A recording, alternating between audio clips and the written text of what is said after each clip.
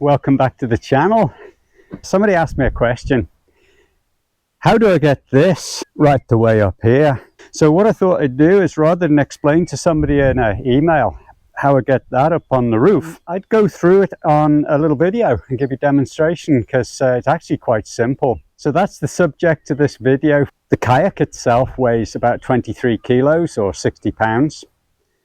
It's over 4 meters long. It's 13.5 foot actually.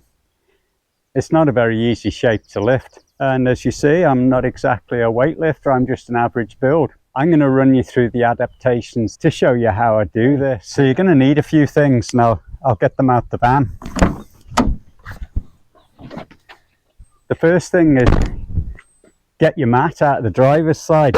So the other thing you need is a pair of these, I think they call them window lifters, a piece of drain pipe, and that's held on with some strong zip ties, a couple of elbows, kind of makes like a cow's horns sort of thing. So at this point in the video, I thought I'd just stop and give you a run through how I've actually constructed the cow's horns. Now, what I've been using is a piece of 4-inch drain pipe, just standard domestic drain pipe, because it's quite rigid, quite tough, and it costs very little. I had some lying about in the shed. I've also used some black masking tape. I had 2 angles, and what I've done is put them all together to create this sort of cow's horns. Now, what's important is that the top and the bottom here, these 2 points, the top of these 2 horns is actually just a little bit wider than your kayak. Now my kayak is about 33 inches or 84.5 centimeters wide. So I've tried to make sure that this is just slightly over that, so the kayak actually sort of runs nicely, it slides nicely through here. In order for me to get that distance, I cut the bottom piece 28 inches or 71 centimeters in length. The 2 little uprights are just about 6 inches long or 15 centimeters, and they've slotted into and joined together here with the 2 angle pieces. And I've just used some black gaffer tape, or duct tape as you might call it, just to wrap round and hold everything in place. That was actually done as a temporary measure and it stayed. You could glue them. I think that would probably be the best way, make it quite permanent, but try it out first with the gaffer tape so you can make alterations. The 2 lifters, the glass lifters, they've both got like a double sucker on them, and they work from this lever here. So you flick the lever to create the suction. It sticks like glue to your windscreen. Really good system. And to get them off, you just flick the lever up and it lifts straight off. I cut out a small notch underneath the pipe, the bottom pipe, and that just helps this glass lifter to locate on the bottom of the pipe. And it's held on by zip ties, and the zip ties I've actually made so that it can wobble about a bit. And the reason for that is that your windscreen's got a slight curve in it. So all in all, it's not a particularly expensive item to make, but the key thing is that you've got these 2 little horns on the end, and their function, as I said, is to stop that kayak sliding off one side or the other. When you're lifting from the bottom of the kayak, it's secure, it can't go anywhere.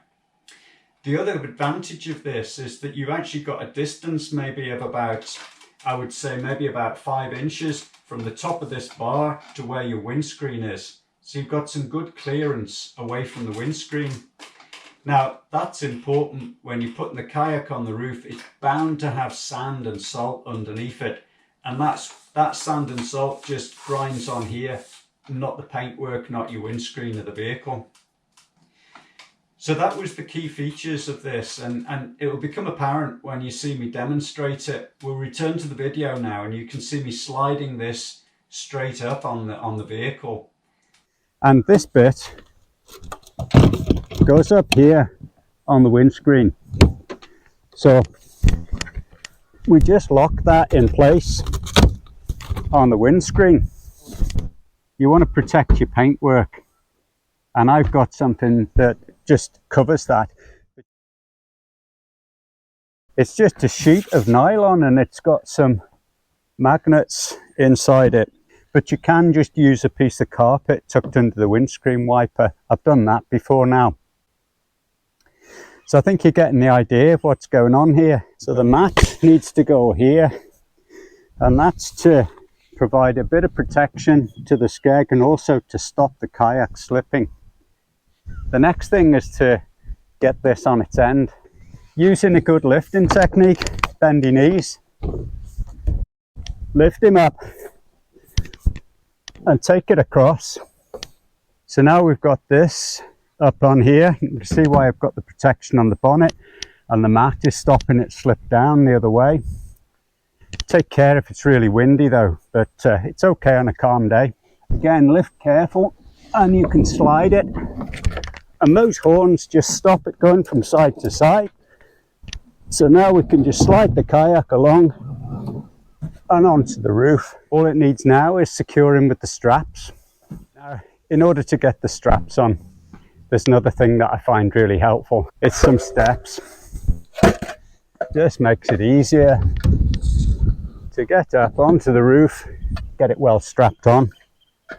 One of the things I like to do is send the strap down through one of the scupper holes, take it underneath my roof bar and then back up through the other scupper hole. That then puts you a loop here, which is fixed by the two scupper holes, and it prevents a lot of that forward and backward movement. But obviously, you know, you do need to have a fore and aft line just to make sure that this is nice and safe. So that's always recommended. Why didn't I take the kayak up over the rear? Why did I have all that palaver over the bonnet and the bonnet protection? Well, it's a Japanese van, and despite being shaped like a brick, they like to have a spoiler on the back here to give this illusion that it's going to go faster. It really is aerodynamic as a brick, this thing. It would be quite difficult to actually get the kayak up and over this thing. Probably end up breaking it. So that's why it comes up the front. Another question might well be, well, why did I put it with the rear of the kayak facing the front of the van? There's a number of reasons for that. One, the skeg here will dig into your rubber mat. Secondly, I think that the shape of the hull is probably going to create less lift than having the bows up at the front here. The other question you're going to ask is, well, why don't you stick it the other way up? Most people carry their kayaks upside down.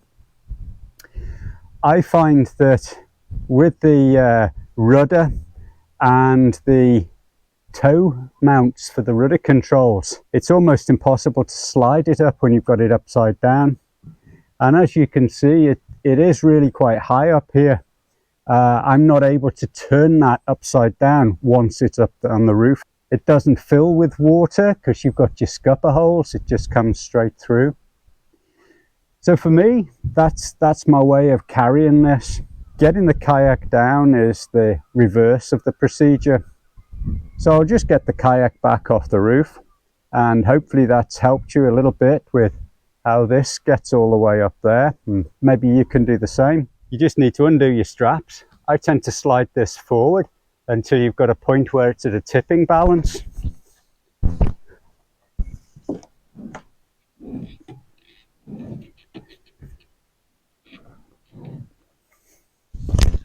Once I get it somewhere like this where I can grab hold of it, you've already got your, if you like, cow horns stuck on the windscreen. You've got this here, you've got your mat there. And once you're on that kind of tipping point, you can pull this down, take the weight of it.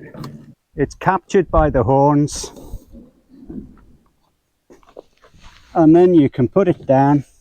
And at this point, because it's stuck on there, we're good to lift up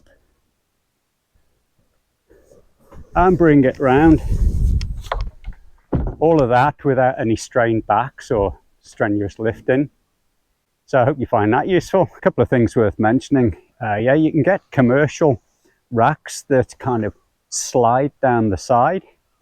I looked into those, and they're really good. It enables you to load the kayak on almost at waist height and then slide the whole roof bar back up onto the roof of the van. They are ingenious. They must be really good. I stopped looking when I saw the price of them. I know you can also get an arm that comes out on the side of the bars, but the way my roof bars are, because this old van has just got roof gutters, my builder's bars, as I refer to them, have the legs going right the way up. So if I had a bar that telescoped out, it would still be quite a lift to get it over, and you still have the issue of your paintwork and stuff. So I think, you know, it's just a solution. It works for me. It's cheap. Give it a try. If you've got a van, Volkswagen van, this one's a Mazda van, Transit, whatever, I think you might find that this is quite a good system, and as I say, nice and cheap. So there you have it.